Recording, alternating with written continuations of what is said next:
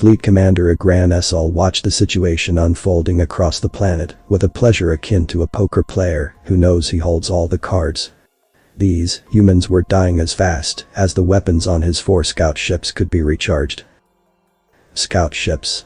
Imagine how well they would fare against an Imperial frigate. Or how easily a capital dreadnought would be able to render this entire world lifeless. He opened and shut his 3-beaked maw with a pleased click at the thought. Even their most advanced fighters fell to mining drones. Mining drones. Agran suppressed the urge to laugh. The drones were meant to melt rock for ore samples to be brought back to Aegyxis. They seemed to excel at roasting humans too. If only his exalted father wasn't so short-sighted to declare that Aegyxa could not conquer new worlds. Agran had never understood why his progenitor had limited the power of the species. Clearly, they were the most superior in the galaxy. Perhaps, even the universe. The fool is too afraid to wield the power that is ours by right. Mine by right. Agran willed it through. The bridge had been unnaturally silent after what had happened with the 3rd officer. If the remaining crew on deck had any qualms about the fire that was raining down upon this world, they had the presence of mind not to say anything about it. Furthermore, his captains down on the surface were competing with gusto to see who would have the highest kill count. Venecatl, the junior most of the 4, had been the butt of several jests after he had allowed a primitive human fighter to damage his ship's hull. "How could I know they were suicidal?" he asked his peers. "Certainly, none of you would have done anything different." Most likely, they would not have. And to that end, they all kept their guard up. A cornered beast, no matter how primitive, was hard to predict and thus dangerous. Agran was no fool. He had done a complete scan of his opponent's capabilities before launching his assault. What he had found had confounded and disgusted him in equal measure. The humans had no weapons that could be used to defend their planet. All of their technology was based around ground, air, and sea warfare. Furthermore, they had not even managed to unify under a single banner. There were dozens, if not hundreds of competing factions. They only know how to kill each other. It was an atrocity. It was as bad as cannibalism to murder one's kin. Unless, of course, honor is at stake. Agran reflected, thinking of the red stain near the rear of the bridge. He had ordered his fleet to assault the centers of communication, cities that he assumed would also be the capitals of some of the stronger factions. That had amazed him too, the amount of information that these primitives seemed to produce. The atmosphere was filled with their discussions. And from what Agran's translational team and the ship's analytic software could determine, most of it was simple images and text communications. What a waste. They could at least have had the courtesy to keep their chatter from bleeding out into space, where it would eventually annoy others. No matter. They would all be dead soon. The thought made Agran very happy. He would be well rewarded for bringing such a beautiful world under the Empire's rule. Already, he imagined the glorious cities that he would raise out of the pitiful wreckage of this unworthy foe. They would shine gold and magnificent all across the surface of the planet. It would be the greatest world outside of Aegyxis. Soon, he promised himself. First, his ships needed to eradicate the vermin. "Commander." First Officer Fesak Maciel broke the bridge's near-complete silence. "Speak, Maciel." Agran answered, slightly annoyed that his thoughts had been interrupted. "The human faction, Chinese, have fired 114 atomic missiles at Captain Rexale's ship." "You said atomic?" Agran asked in disbelief. "Yes, sir. They will reach his ship in 32 minutes. Are all of the humans suicidal? He wondered. Even if this plan were to work, they would irradiate their atmosphere. The fallout would kill millions. The feathers on Agran's upper set of arms rose up in annoyance. "Dispatch interceptor drones, melt them to slag," he stated with a newfound anger. He could not quite understand why. But these humans were really starting to peck at his hatchlings. The galaxy would be a better place once they were dealt with. Perhaps he should engage himself. This ship was the best equipped of the 5 and would accelerate the process of extermination immensely. No, he decided. It was beneath a victorious commander to hunt a routed and broken opponent. Not that these humans had yet offered anything seriously resembling a fight. "Agran," an old voice said. Though he knew its source immediately, the fact that someone on his fleet would dare use his first name made his blood boil. The remaining feathers on his arms rose in genuine anger. "I would have words with you." Agran Essal turned to behold the fleet scribe. The Nexaqual was ancient, even for their kind, which could live to be 1,000 cycles old. He had been assigned to Agran 2 days after his first fleet commission.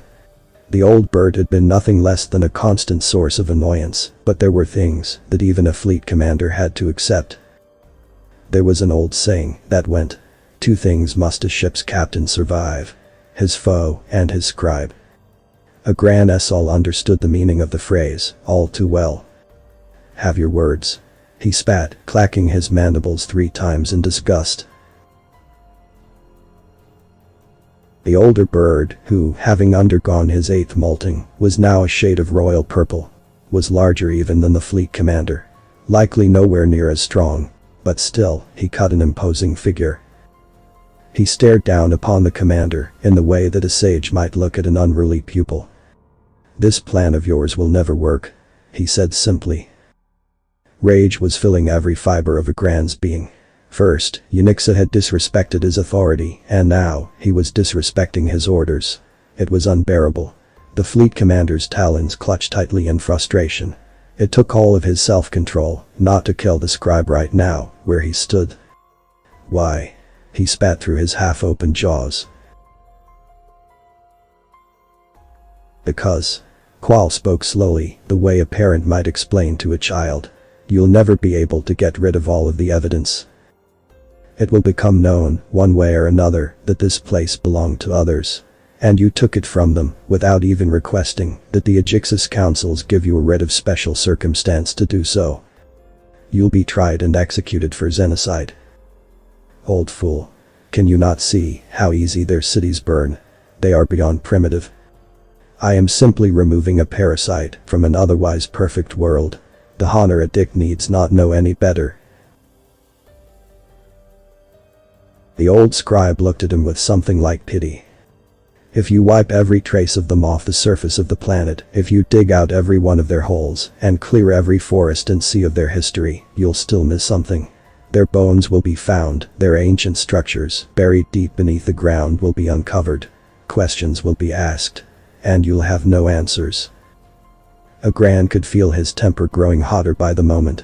How dare he question me? My right to conquer. The scribe reminded Essel of his father. Chargan Essel was weak too. He had no spine for violence. When Agran was told that his father had once been an admiral before he had become a politician, Agran had laughed because it was impossible to even imagine. His father was too scared to hurt a Hoxic beetle. He was never a warrior. "I am a warrior. I am a conqueror." Agran knew it was true. "I'll say they destroyed themselves. Or that they died out long ago," Agran told Qual triumphantly. "And you think that none of the Aegixa under your command will spill your secret? The guilty conscience that you have ordered them to have, even upon their dying breaths before they return to the World Tree." An old fool, animistic too. Agran's upper talons curled tight. What a combination. I should end him where he stands. "They wouldn't dare," the fleet commander replied. "I doubt that greatly, Agran," Unixaqual said. "My first name again. I'll kill him if he disrespects me one more time. If you end this farce now, you may only face exile." The scribe didn't know when to quit. "If you continue, you'll damn us all. You'll be executed. You'll never rule if you follow this path, Agran. You'll only burn in the end." It had always been his dream to rule. He wanted power. Now, he was being questioned, and he hated it. "You should take us home and beg your father for forgiveness," Qual finished in a sage tone. That was all that Agran could take. He lashed out at the scribe. In one clean motion, the windpipe of the older Ajixa was severed. Blood splattered the bridge. Several officers clicked their beaks the natural 3 times in disgust before they could control themselves. Unixaqual dropped to his knees. His eyes never left the commander's, and they were filled with something that might have been disappointment. When he finally fell down dead, Fleet Commander Agran Essal turned and addressed the bridge. "Do any of you have any other advice?" he boomed. A dangerous undertone lurked beneath his words. No one moved. "Good," he said sharply. Still, the scribe had a point. He couldn't hide all of the evidence. There was no way. This jewel would never be clean enough to present to his nestmate-to-be or to the Honor Addict. For a few moments, Agran pondered his predicament. Then an idea came to him from somewhere deep in his subconscious desire. This jewel could be his. Not just a rock for the council or a gift to some lazy highborn female. It could truly be his. King Agran Essal. He liked the way that sounded. Perhaps these humans would make better servants than they did warriors. Perhaps with a few years to rule this world, Agran could build a war machine. He could take upon himself the mantle that his father had thrown away. Then, after he was prepared, he could return home to Ajixa. A mighty fleet at my back. Who could stop me? Who would dare? Then, I'll return our empire to glory. Yes, I think I shall. The feathers atop his head rose in pleasure. "Sir," Helmsman Oshik shouted. "High-velocity slug incoming. Impact in 10 seconds. From where? He had scanned the entire planet. "Evasive action," Agran Essal shouted, and the ship shuddered in response. 10 seconds can be both a flashing moment and an eternity. And in that time, before the slug hit home, Agran wished that his ship could move faster. In the Situation Room, President Edwards watched as the slug impacted the large ship in orbit. There was a bright flash of light. And, for the first time that day, she felt her own flash of hope. Maybe, just maybe, they could win this thing. The author's name and the link to original text is in the description. Consider tapping the thumbs up and pressing the subscribe button if you enjoyed this video.